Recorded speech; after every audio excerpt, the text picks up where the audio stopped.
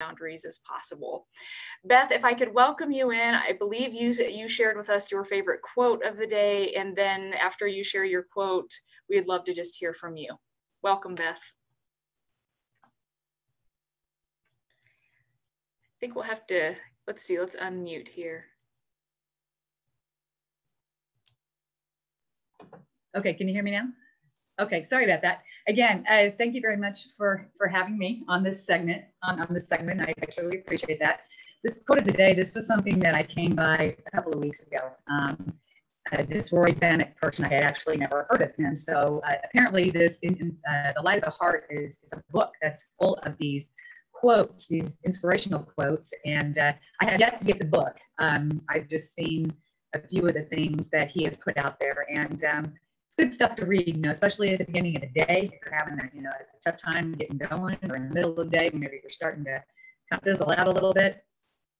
These things help to kind of move me along through the day and keep me going. I've already been introduced as the founder of the Stuart V. Eiken Memorial Foundation, which was created in memory of my son, Stuart.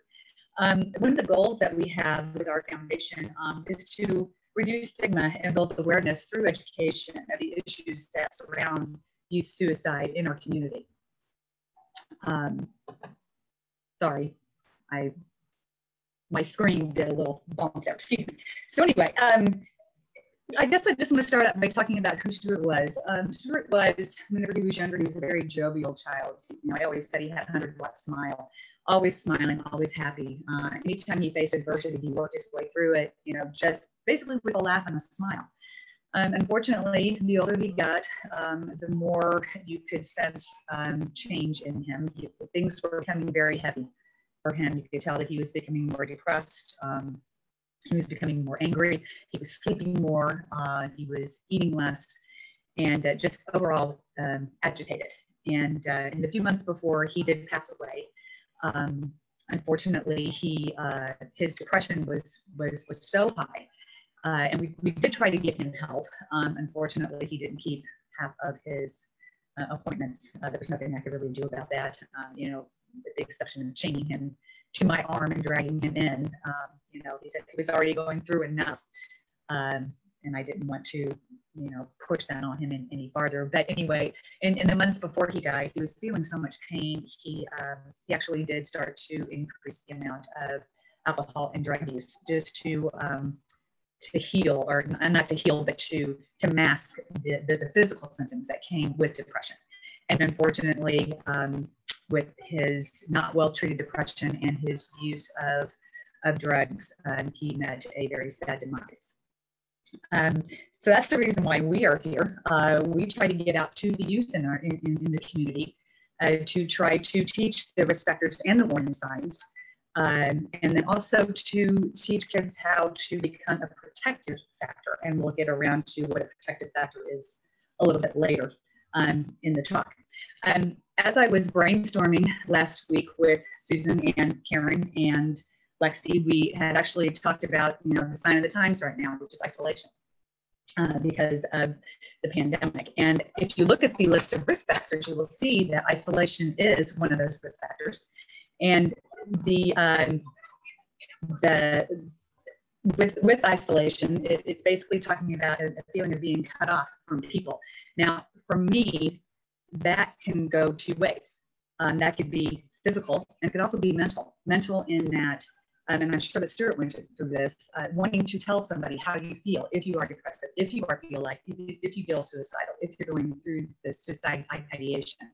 And just one kid telling another kid, hey, this is how I feel, just to try to find someone to engage with and trust in. There's a lot of stigma with that. So I'm sure that Stuart backed off of that because he thought, well, I don't want these guys thinking that I'm some kind of a weirdo, or, I've got some issues, because their friends would probably not have known how to respond to that. And it would probably be a little scary for them as well. So as fearing that stigma with, the sense of isolation, I think is huge, is a huge obstacle to overcome. As I was going out to the literature to read a little bit more about isolation and suicide, some of the articles that I read, one of them, the findings revealed that with social isolation, it was associated with an increased risk for depressive symptoms, suicide attempts, and also low self-esteem. And another article that I was reading says that it must be concluded that social isolation has a primary and direct role in suicide. And therefore, a crucial element in preventing suicide is the dissolution of an individual's pain of aloneness through the establishment of an accepting and sustaining human contact. And that's where we come back to this idea of how to become a protective factor. Now, protective factors, they buffer individuals from suicide thoughts and behaviors. And among the listing of those protective factors is the family and community support, that connectedness. It's very, very important that whenever you realize someone that you come into contact with who might be at risk for hurting themselves, it's very, very important that you reach out to these people and let them know, as you said before, that they are enough, that it's going to be okay, that we're there to support them. It's very, very important. I know we talked about Kevin Hines earlier, who I read his book, Cracked Not Broken. And in in a couple of the pages, he went through how he was walking up down the Golden Gate Bridge, and he was in distress, he was crying, and nobody said a word to him. And he said, I think if I had one person, just one person out of all those people that I came into contact with that day, ask me, hey, what's wrong? Are you doing okay? He probably wouldn't have done what he did. So that just kind of tells you how fragile people can be in those states. And that feeling of isolation, whenever you feel like you can't tell somebody, or you don't think you're going to get the positive feedback, we have to remember, always give the positive feedback. Always let people know, hey, I care about you. Hey, let's do something about this. Hey, what do you need from me? So very important to keep that connectedness going. We'll just reiterate, we talked about the risk factors and the warning signs, reiterate trying to learn those, also learn the signs of depression. It's very, very important. Observe people's behavior, especially, the people that are closest to you. If you see something that is wrong, ask the question. If it continues to go on, then it's really time to just sit them down and say, hey, we really, really need to talk, and we really need to have this conversation. And it's very important how you ask the question, as we all know. With QPR training, you don't ask an open-ended, or don't ask a closed-ended question, where they can say yes or no. You have to ask that open-ended question, and you have to keep the dialogue going to get them to talk, to make a safe space for them to talk. Sit back, listen to them, don't say a word. Just let them do whatever it is that they need to do. Cry with them. If they ask you for feedback, great. But I think for the most part, it's just a matter of them being able to say whatever it is they need to say. So the cues that you can get from people, according to QPR, again, there's 4 caveats that we can look at as far as cues to somebody who might be at risk for harming themselves. And the first one being direct verbal cues, just out and out saying, I decided I'm going to kill myself, I wish I were dead. Of course, we need to react, I think, fairly quickly to those particular cues. There's also indirect cues. I'm just tired of being here. I don't want to go on. My family would be better off without me. Who cares if I'm even here? I'm probably better off dead anyway. Then you also have your behavioral cues. These were the biggest ones that I got from Stuart. Very impulsive behavior. There were times whenever Stuart, much as I hate to say it, he put other people's lives at risk, that I found out later. So that's very, very dangerous. And a lot of that had to do with his drug use and his feeling of being angry all the time. Self-destructive behavior, drug and alcohol use, those are, there was an increase in those as well. I think the biggest thing that I didn't do with regards to all that is that I was so afraid that he was going to do something to himself that I backed out. I thought, well, maybe if I back out, maybe I could just leave him alone. And that was the wrong decision. So anyway, keeping track of those behavioral cues, very important. We also have the situational cues, where there's possibly an unexpected loss, family or friend, loss of the job, being a victim of bullying. Bullying is such a huge thing. That is a subject matter all within itself. That I get, again, I'm going to go off on a little tangent about all that too. But so, those four particular caveats, I hope you caught them all. I'm sorry, I know that I went through this very quickly, but honestly, do the QPR training, learn this stuff. It's very, very, very helpful. I use it every day. Every presentation that I give, I am constantly referring back to the QPR. Also, something else that I just want to add in is, honestly, 80% of the people who are contemplating harming themselves are going to make their intention known in some way, okay? Unfortunately, whenever it reaches this particular point in time, it's getting a little late in the game, okay? Because normally whenever that happens, a plan has been put in place. There is a time, a place, and a means, okay? This is like a last-ditch effort for somebody to say, hey, I need help. So it's very, very important to learn those warning signs, learn those risk factors, to pay very, very, very close attention, because there's a very narrow window of time at this point to help those people. So if they come out and they overtly say something, do something immediately.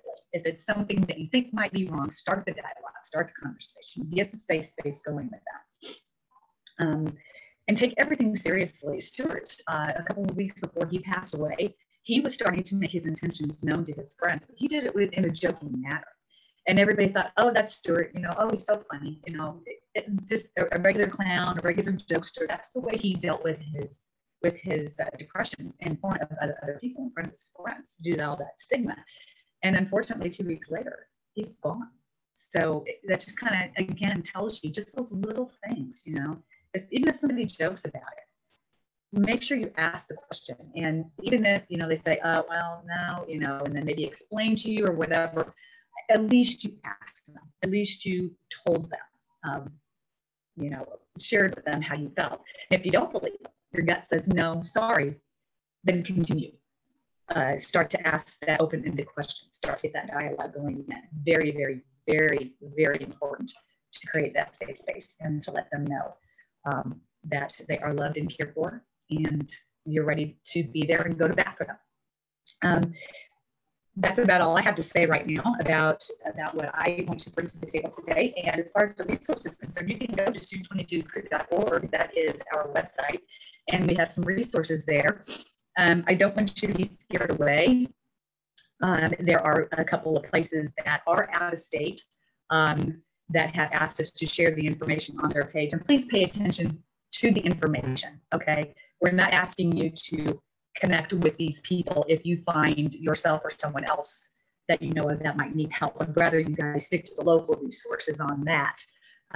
But anyway, that is all I have for you today. And thank you very much for allowing me to share my feelings and my information and my story.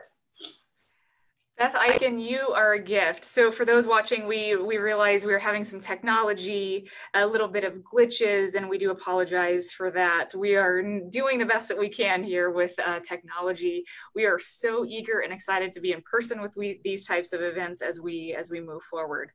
Beth, wow, attend the QPR training, focus in on those behavioral cues, those indirect cues. There's so much to be learned from the QPR training. Someone says, can you please share that link for the QPR training? Absolutely. Through that grant that we referenced earlier, if you are in the spaces that Burrell serves, we are offering that training. We're trying to get as many people trained as possible. That is what a significant focus of that grant is. And then I'm certain from Beth's connections here on the screen, if we get connected with Beth, we could also see where Beth is doing QPR training. So we are trying to connect us in as many ways as possible. All of us likely are investing in that QPR training. Question, persuade, refer. Beth, you did something else here that you didn't have to do today, and it's spoken to our folks following here with us today. I felt it so many times.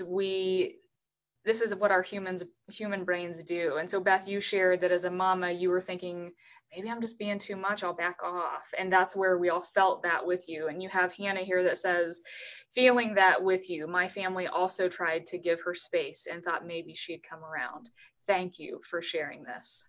So Beth, I just want to, again, I wanted to thank you for that, and I didn't have to because Hannah did. That normalizes for all of us. We're not wrong or bad. We didn't, how do you know? Sometimes there are no cues. So this is where if we can all come together, talk about all of our unique experiences, it's going to help us be more informed as we move forward in our own spaces. Thank you so much appreciation here for you, Beth. Thank you very much. I appreciate it. Beth is going to stick around. So if you have questions,